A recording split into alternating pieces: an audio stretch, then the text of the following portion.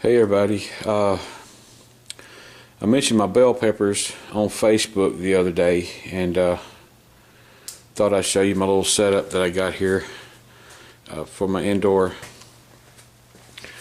light system to get the bell pepper plants through the winter, so I can get a bigger jump on the bell peppers come next spring of 2014. But anyways, here's what I got. I got they're minimal. My jalapeno pepper plant died on me during one of the really cold spells that we had, because I guess it was just way too cold and out here in the garage. But here's my light system. I took some Mylar. That comes. My Mylar actually comes every month. It comes in a box. It's packaging that comes. My wife has MS, multiple sclerosis, and she has to take shots once a week, and her medicine comes every month. A month supply at one time, and it comes in this Mylar bag type thing in a box with some gel packs to keep it cold. But I had been saving that for a pretty good while, and I took it, and let me back up here, try to get it where it'll show. I created this stand. I built this stand myself. Bought the light system through Worm's Way. I guess a lot of people may use these for indoor gardens. It puts out about like 5,800 lumens of light, and the bulbs, these little 2-foot bulbs, cost about $15 a piece. But the good thing is, when you buy a light fixture, is the bulbs come with the light. So, but these are growing bulbs. These are not blooming bulbs. Blooming bulbs are another $15 a piece. But anyways, I built this little rack myself out of PVC pipe, and I hung my light in it. And I took this Mylar, and I created with some cardboard and some tape, I created a little home growing environment that a lot of people who grows indoor gardens, if you're growing vegetables, this is a really good way to help keep your plants alive. But what I was saying about the blooming bulbs is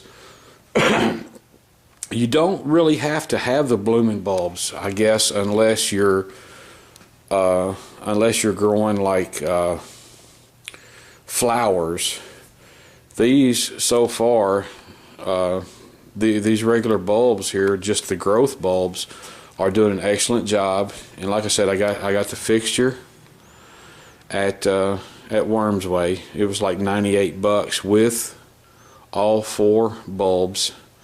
So even if I were to go buy the blooming bulbs, then I would still have, like $160 in the light system, and this right here does excellent. The one good thing about the peppers is pepper plants are like tomato plants.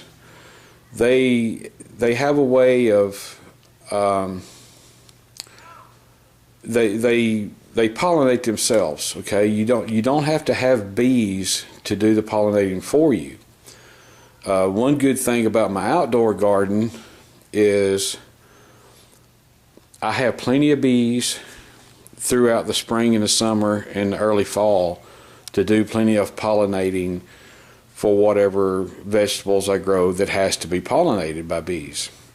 But peppers are like tomatoes.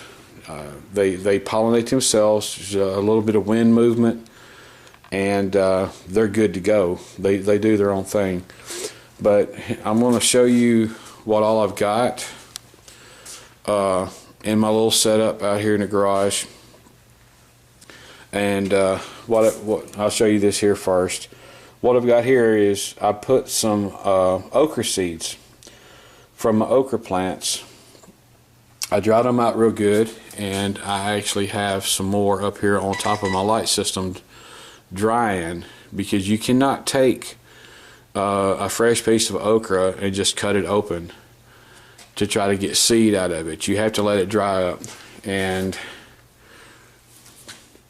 you have to let it dry pretty good. I don't know how well this is going to show on the video, but you can see this is dried pretty good. And I have 4 more sticks of okra that's drying, but I had taken 1 stick after it dried real good.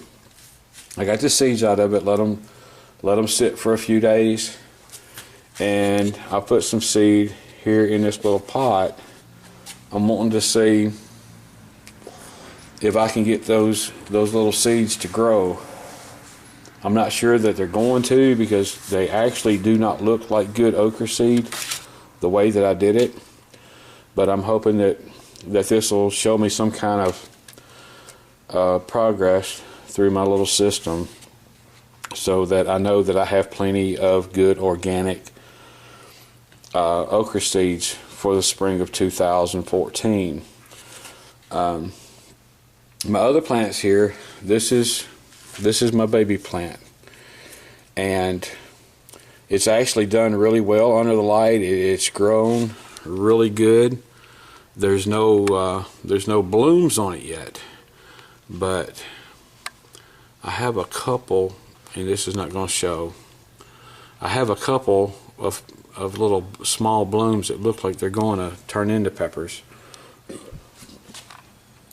But my other ones here, these 2 here, I'm really kind of proud of. This one, I have a bell pepper, a nice little bell pepper growing here. And another, well, let's see, that one. And then I have this one, it's kind of hiding. Bell pepper growing here.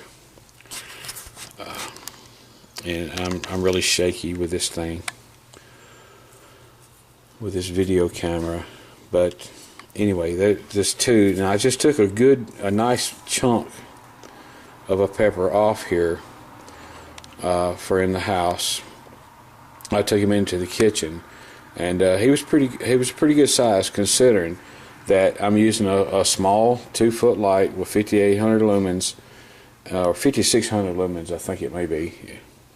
But when you're growing them inside the way that I'm doing right now, if you get them the size of your palm, they're not going to be like a summer. They're not going to be like a summer bell pepper where they're really huge. When you're growing inside the way I do, you're going to get like what I refer to as a mini bell pepper. So I could probably put maybe 2 of them in the palm of my hand when I think that they're full grown, and they smell good. When you cut them, they smell good. They're mature. They taste good. They're actually really good bell peppers. But now this plant here, I set this one back. This pepper here, this pepper plant, I have, follow me here, I'm hoping it'll show up. I have 1, 2, 3, 4, 5, 6,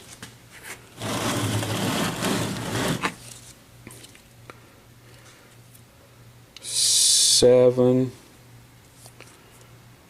8,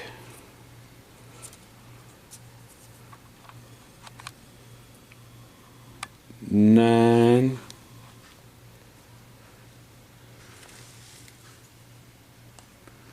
and 10. I have 10 bell peppers grown on this one plant, which is to me is really good, because last year when I did this, I did not have this type of growth. But now what I did is I took my pepper plants, my bell pepper plants, when I got the first frost in 2013, the day before that frost came in, I took these plants, I dug them up out of the garden, transplanted them. Of course, it's what we call overwintering. But I took them, I dug them up, put them in these pots, which is like a 10-inch pot. Put some good soil in it, a good mixture of soil with a grow mix. It's an F15 grow mix, and I fertilized them one time when I first transplanted them to put them in here, and they're growing. I mean, just really, really well. This plant in particular, and the one in the back that I just showed you. This one here was really, really small. He was only about 3 inches tall, and you can see now he's probably only 7 or 8 inches tall, but you can see this growth. I didn't prune these. I did not prune none of these. But the bell pepper plants I put them in the ground as seed in the middle of May, and I got no bell peppers off of them at all. I'll take that back. I got one bell pepper throughout the whole growing season. It just took so long for these to grow that's the reason why I decided to overwinter them, bring them inside, cut them back just a little bit, not really prune, but just cut back like on the leaves, and brought them in for the winter, so that when I transplant them back out in the spring of 2014, I'll have a big jump on my bell peppers. Now my jalapeno peppers, I will start those probably in February and get those ready to put outside come April, May at the latest, depending on the frost that we get. The bigger pot that I have here, this is where I have my onions. These are probably not going to show because they're still a little stringy, but I have some onions here that I've started just to see if I could do it or not. I'm not really what you call a farmer, but I've been planting vegetables now for several years, and I'm hoping to get a really, really good jump in 2014 on my peppers and some onions. And of course I've got tons of stuff I'll do another video on later. But anyway, I wanted to show y'all my light system. I wanted to show you how well my bell peppers are coming along to be indoor grown. I fertilized these one time. I haven't fertilized them since, but now I did get a small problem with some white mold, which is like a powder mold on the soil, and that's because of not having enough really good airflow through my system here. If you don't have good airflow, then you're going to have a problem, at least a small problem probably, with some white mold trying to grow in your soil. So I had to come out here last week, and I had to take about probably a ½ an inch off the top of all of these plants, because they started to off the top of the soil in the pots of the plants. I'm sorry, but it was white mold, and I got it under control. I took about a ½ inch of soil to an inch of soil off the top of each one of these pots, put a little bit more potting soil back in its place, and then what you do is you take cinnamon, ground cinnamon, and you sprinkle. That's the reason why you see this brown or orange type color on top of the soil and on top of some of these leaves. But ground cinnamon, you take you some ground cinnamon and you shake on top of your soil, and it controls and kills all the bacteria that causes the white mold to grow. So everything is healthy. It's 100% organic. There's no herbicides, no pesticides, or anything like that I put on my plants, even in my garden during the summers, spring and summer, and even into the fall time. I use nothing but just straight dirt and water. Mother Nature comes in. She does her job, and she does it really well. And our 2013 garden was a real blessing. We have probably 90 or 100 quarts and pints of stuff, all kinds of pickles and squashes and okras that we grew. We jarred them up, canned them, whatever you want to call it. But yeah, I just wanted to get y'all a little bit of video footage of what I had here, my little setup. In a couple of months, come February, I have all of this stuff here. I got tons and tons of little 2-inch, 3-inch pots. I've got grow pots. I've got I got peat pots. I got tons of all different kinds of seeds. Like I said, I'll do a video later in another month or two of what I will actually be starting to put outside.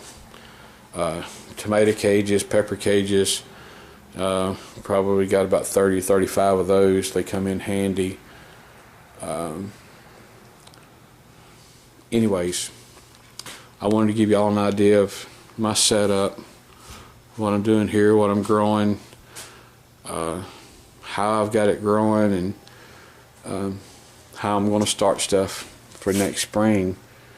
Anyways, hope you enjoyed my little video here. I'm not a professional at what I'm doing with this video camera. I learn, as far as my garden goes, I learn something every year. And like I said, this is probably 2013 was probably my 12th year, my 12th season of actually growing vegetables myself in a garden outside. And there's always something to learn. When you get to the point where you think you know everything, then you've messed up. You're going to screw something up unless you're just growing 1 or 2 vegetables like tomatoes every year. You can be a pro at tomatoes after about 3 or 4 years because you work in the same soil, the same place. In my garden, 928 square feet, and this year I have to rotate. In 2014, I'll have to rotate my tomatoes with some other stuff. I can't put them back in the same place again this year. 2 or 3 seasons in the same spot is max. You have to move them, otherwise you're going to run into a lot of bad problems. Anyways, hope you enjoyed the video, and look forward to getting y'all some more footage come in a couple of months, come about February 2014, to show some progress about what I'm doing for next spring. Alright, love y'all. Check me out. Bye.